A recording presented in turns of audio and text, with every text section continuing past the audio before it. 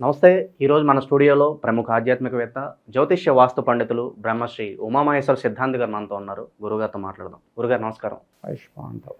గురుగారు, మార్చి నెల 2025 కుంభరాశి వారి పరిస్థితి ఎలా ఉండబోతుంది? ఎలాంటి రెమెడీస్ చేసుకుంటే బాగుంటుంది అంటారు?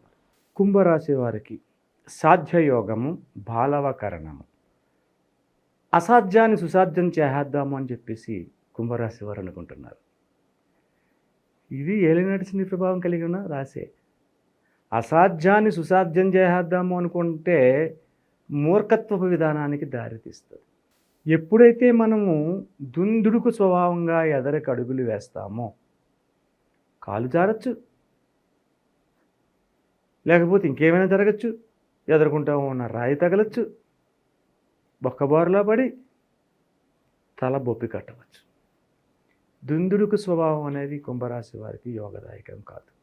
ఆచితూచి మాట్లాడడము, ప్రతి వ్యక్తి మాట్లాడే మాటల్లో ఉన్న విధానాన్ని సంపూర్ణంగా వినడము, విన్న తర్వాత దానికి సరి అయిన సమాధానం ఏ రకంగా చెబితే ఏ రకంగా వెళితే ఉంటుందని ఆలోచన కుంభరాశి వారు చేసుకోవాలి.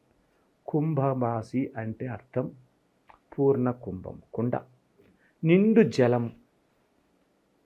నిండు కుండ తొణకదు. సగం నీళ్ళు ఉంటే నెత్తిమీద పెట్టినడితే తొణికిపోద్ది, ఒలిగిపోద్ది. ఇప్పుడు కుంభరాశి యందు రవిశనుల సంచారం జరుగుతుంది. గోచార ఫలితంగా రవిశనుల సంచారం జరుగుతుంది కుంభరాశిలో.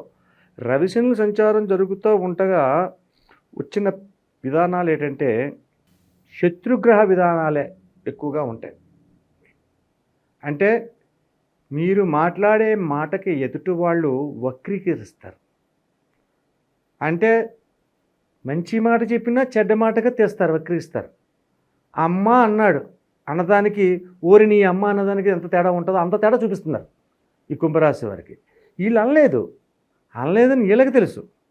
నీలాంటి నా బొట్టుడు పక్కన నుండి చెప్పినప్పుడు మనకే తెలుసు, కానీ మనం ఏం చెప్పం. ఇంకొకటి వచ్చేదో వక్రీకరిస్తారు. అటువంటి భావనల వలన శత్రుభావం పెరిగిపోతుంది వీళ్ళకి. ఈ శత్రుభావం పెరిగిపోతున్నందువల్ల అనేక రకములైన ఇబ్బందులకు గురి కావాల్సిన పరిస్థితి కుంభరాశి వారికి ఉంది. ఏలినాటి శని ప్రభావం చూపిస్తున్నది ఇంత కాదు, పైకి నవ్వుతూ కనిపిస్తున్న లోపల దుఃఖ సాగరం అనే సాగరాన్ని ఎత్తున్నారు వీళ్ళు. ఎవరికి చెప్పుకోవాలో అర్థం కావట్లేదు. ఎవరు చెప్తే ఎవరు చెప్తారు?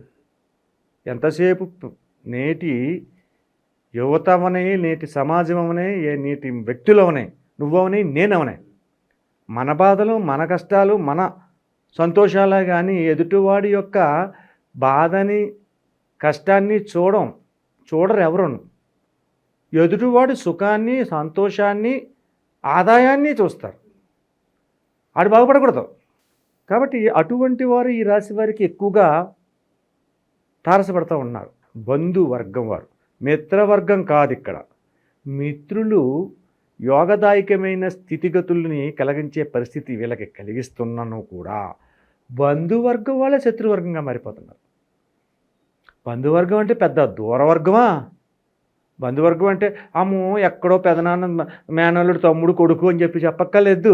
మేనత్తలు అవ్వచ్చు, మామలు అవ్వచ్చు, సొంత చాలా దగ్గర వాళ్ళు అవ్వచ్చు. వల్లనే వీళ్ళు నష్టపోతున్నారు. అత్యధికమైన కష్టాన్ని, నష్టాన్ని చవిచూస్తున్నారు. కాబట్టి మాట్లాడే మాటల్లోని, నడిచే నడవడికల్లోని కొద్దిగా తగ్గి ఉండాలి వీళ్ళు. కుంభరాశి ఉంటే ఆర్థిక వ్యవహార స్థితిగతులు అంటే ఉద్యోగ, వ్యాపార, వృత్తి చేయవారి విధానంలో, ఉద్యోగంలో ఉన్నవారు ముఖ్యంగా విదేశములలో పనిచేయు కుంభరాశి జాతకులకి ఏ రకంగా ఉంది? చాలా బాగుంది. విదేశాల్లో జాబులు చేసుకునే వాళ్ళకి కుంభరాశి వారు చాలా బాగుంది. అంటే ప్రమోషన్స్ వస్తాయి. వాళ్ళకి ఎక్కడో విదేశంలో ఉన్నాడు, ఏదో చేసుకుంటున్నాడు, ఆడి మీద ఎన్ని ఎడుపులేడిసినా తగలం. ఇంకా ఒక స్టేజ్ దాటిపోయాడు. ఒక స్టేజ్ దాటకుండా మధ్యతరగతిగా ఉన్నవాడి పరిస్థితి ఈ రకంగా ఉంటే, ఒక స్టేజ్ దాటి అది గొప్ప రాయి బాగుపడిపోయాడు. ఇంకా ఆడు ఎన్నో ఏడుపులు, ఎన్నో గోళ్ళు, ఎన్నో బాధలు పడి అంత దూరం వెళ్ళాడు. గట్టెక్కిన వాడికి ఇంకా ఈ ఏడుపులు తగలవు, ఏవి తగలవు, సుఖంగా విధానంగా ఉంటుంది. అది తెలుసు ఎప్పుడు ఎక్కడ ఎలా ఉండాలో, ఎప్పటికెయ్యది ప్రస్తుతం అప్పటికా మాటలాడి ఎన్యుల మనవల నొప్పింపక తానవ్వక తప్పించుకు తిరుగువాడు ధన్యుడు సుమతి అన్న విధానాన్ని వాళ్ళు అనిపిస్తారు. శతభిష నక్షత్రం, ధనిష్ట 3-4 పాదాలు శతభిష నక్షత్రం, పూర్వభద్ర 1, 2, 3 పాదముల వారికి కుంభరాశిలో ఉంది. ఈ యొక్క శతభిష నక్షత్రం వారు రాహు అధిపతి. శతభిషం అంటే రాహు నక్షత్రంలో ఉన్నవారు విదేశాల్లో ఉన్నారు. నక్షత్రపరంగా విడదీసి చూస్తే ఎవరు ఎక్కడున్నారన్నది మాకు తెలిసిపోతుంది. ఈ రాహు అన్న వాళ్ళు ఎక్కడో ఉన్నారు, విదేశాల్లో ఉన్నారు. ఈ యొక్క రాహు ఎక్కడున్నాడు? మీనరాశిలో ఉన్నాడు గోచారంలో, కాబట్టి ధనస్థానంలో ఉన్నాడు. విదేశాల్లో ఉన్నవారు అందరికీ కూడా విదేశ విధానానికి గురు రాహువుల సంబంధం కలిగి ఉంటుంది. కాబట్టి విదేశాల్లో ఉన్న వారికి మాత్రం మంచి ఫలితాల్ని పొందుతూ ఉన్నారు. ఇక ధనిష్ట నక్షత్రం 3-4 పాదముల వారి పరిస్థితి ఏ రకంగా ఉంది అని అంటే అగమ్య గోచరంగా ఉంది. వీళ్ళు వ్యాపారం చేసిన నష్టమే, ఏదో చేసేద్దాం, ఆలోచనల మీద ఆలోచన, ఇలా పెడదాం, అలా పెడదాం, ఇలా చేద్దాం, అలా చేద్దాం అని అనుకుంటున్నారు. కానీ ఏది చేయలేరు, దగ్గర వచ్చరికి ఏది చేయలేరు. ఎవరో ఒకరు ఏదో రకంగా ఆటంకపరచడం, అడ్డుపరచడం అనేది జరుగుతూ ఉంటుంది. ఈ ధనిష్ట నక్షత్రం 3-4 పాదముల వారికి తస్మాత్ జాగ్రత్త, ఎట్టి పరిస్థితుల్లో ఎదగలకూడదు. ఎవరిని కూడా కించతత్వంగా మాట్లాడకూడదు, ఆచితూచి మాట్లాడాలి, ఎంతవరకు మాట్లాడాలి అంతవరకు మాట్లాడాలి అనే భావన చేయాలి.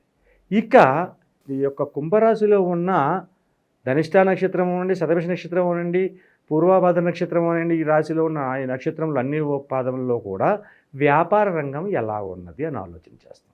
వ్యాపార రంగం ఎలా ఉందయ్యా? మందకోడితనముగా ఉంది, చాలా నెమ్మదిగా వెళ్తుంది, అత్యంత యోగదాయకమైన స్థితిగతులు లేదు. ఈ యొక్క పూర్ణ కుంభము సగం మాత్రమే నిండి ఉన్న పరిస్థితి ఉంది, తొణుకుతుంది. గట్టిగా అడుగులేస్తే ఉన్న నీళ్ళు ఒలిగిపోతాయి. అటువంటి స్థితిగతుల్లో ఉన్నారు వీళ్ళు ఉద్యోగులు. ఇక నీవడిగినట్టుగా ఆరోగ్య సమస్యలు చూస్తే అత్యధిక జాగ్రత్తను వహించాలి. ఎవరు? ధనిష్ట నక్షత్రం వారు, శతభిష నక్షత్రం వారు కూడా అత్యధికమైన జాగ్రత్తలు వహించాలి. ఏంటయ్యా, ఈ యొక్క జాతకులకు గ్యాస్ట్రిక్ ట్రబుల్ కింద స్టార్ట్ అయ్యి అది అనేక రకములైన ఇబ్బందులు ఉంటుంది. శిరోభావం, బాధ, తలనొప్పి కింద వస్తుంది, కళ్ళకు సంబంధించిన వ్యాధులు. రవి అక్కడే ఉన్నాడు కుంభరాశిలో. రవి కళ్ళకు సంబంధించినవి, హృదయానికి సంబంధించింది, పెద్ద తండ్రి పినతండ్రి పిల్లల వల్ల, పెద్ద తండ్రి పినతండ్రి ఆస్తుల వలన తగవలు పడిపోయి అనేక రకమైన ఇబ్బందులు ఉంటుంది.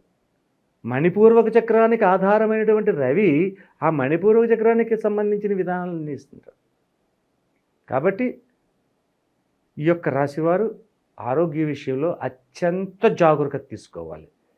అయితే ఈ రాశి వారికి ఎక్కువగా ఈ యొక్క మాసమందు చల్లని పదార్థములు, అంటే చల్లని పదార్థాలు కూలింగ్ కాదు నేను చెప్పింది, చలువ పదార్థములు, చలువ చేసే పదార్థములు కొన్ని ఉంటాయి. చెరుకు రసం అని, బత్తాయి రసం అని, ద్రాక్ష రసం అని, కొబ్బరి పండు అని, ఇటువంటివి ఇవి తీసుకోవాలి. అంటే హృదయానికి సంబంధించి, ఉదరానికి సంబంధించిన వ్యాధులను దరి చేర్చకుండా ఉంటుంది, ఎదరికి వెళ్తూ ఉన్నాం.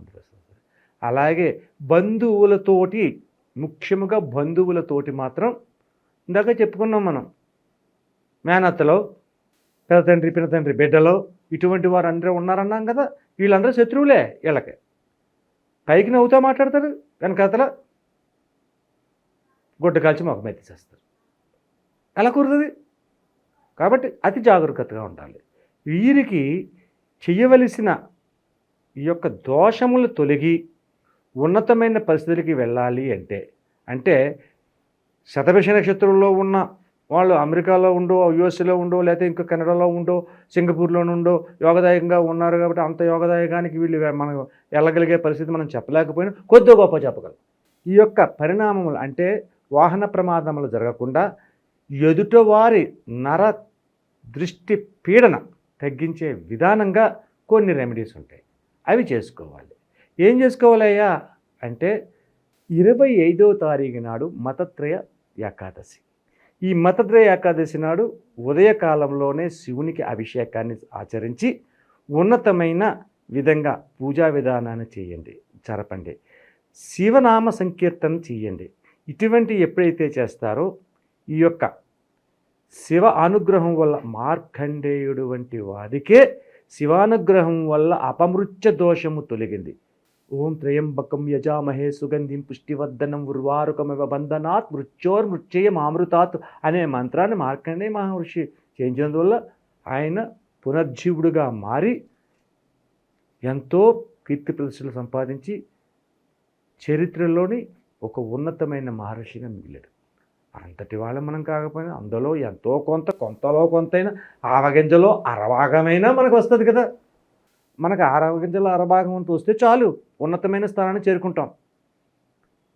మన కష్టానికి ఈ యొక్క కలియుగంలో ప్రథమ పాదంలో జంబూదీపంలో ఉన్నాం కాబట్టి అటువంటి విధానాన్ని వస్తుంది.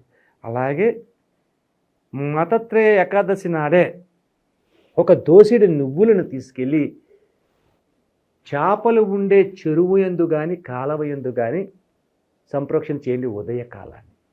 ఎన్ని గంటలు చేయాలి అంటే మతత్రయ ఏకాదశి నాడు ఉదయాన్నే చేయండి, కాఫీ టిఫిన్ ఏమీ తెలియకుండా. అటువంటివి చేసినందువల్ల శని శాంతితత్వాన్ని పొందుతాడు. మహా గొప్ప యోధులు మహనీయులు ఈ యొక్క విధానాన్ని చేశాడు. దానికి ఉదాహరణగా రామాయణంలోని దశరథ మహారాజు పరిపాలన చేస్తున్న కాలంలో అయోధ్య నగరానికి క్షామం ఏర్పడింది. తీవ్రమైన సంక్షోభాన్ని ఎదుర్కొంటున్నారు ప్రజలు. అయ్యో నా ప్రజలందరూ ఇలా ఎదుర్కొంటున్నారు, ఏం చేయాలని చెప్పేసి దశరథుడు శనేశ్వరుని దగ్గరికి చేరుకుని ఆయనని 19 నామాలతో స్తుతి చేశాడు. స్తుతించితే అప్పుడు ఆ శనేశ్వరుడు శాంతి చెంది నీకు రామరాజ్యంలో ఎప్పుడూ కూడా రామరాజ్యంలో అంటే రాముడు ఇంకా ఉద్భవించలేదు, ఈ అయోధ్యలో రాముడు అనేవాడు పరిపాలన వచ్చిన కాడి నుంచి క్షామం అనేది రాదు అని నేను చేస్తాను, దాన్ని నువ్వే చేయాలి. శివతత్వాన్ని ఆరాధించని చెప్పేసి శివుడిని దక్షిణామూర్తిని ఆరాధించమని ఆ మహానుభావుడు దశరథుడు చెప్తే దశరథుడు కూడా ఆనందంతో వెనకకి వస్తున్నాడు గుర్రం మీద. ఆ గుర్రం రథచక్రం మీద ఉడిపోతే కైకాదేవి తన చిటిని వెళుతూ ఆపింది, దానికి వరాన్ని ఇచ్చాడు, అది వేరే కదా. అయితే ఆ రోజు నుంచి కూడా మహలైనటువంటి ఈ యొక్క యోధానుయోధునటువంటి గొప్పవారైనటువంటి వారు ఇది ఆచరించారు. కాబట్టి మనం కూడా అలాగ ఆచరిస్తే యోగదాయకమైన స్థితిని పొందగలమని తెలియజేయడం. మార్చి నెలలో కుంభరాశి వారికి ఎలాంటి ఫలితాలు ఉంటాయి, ఎలాంటి రెమెడీస్ చేసుకోవాలి, మీ మాటలు అద్భుతంగా వివరించారు గురుగారు. ధన్యవాదాలు. ఆయుష్మాన్ భవ.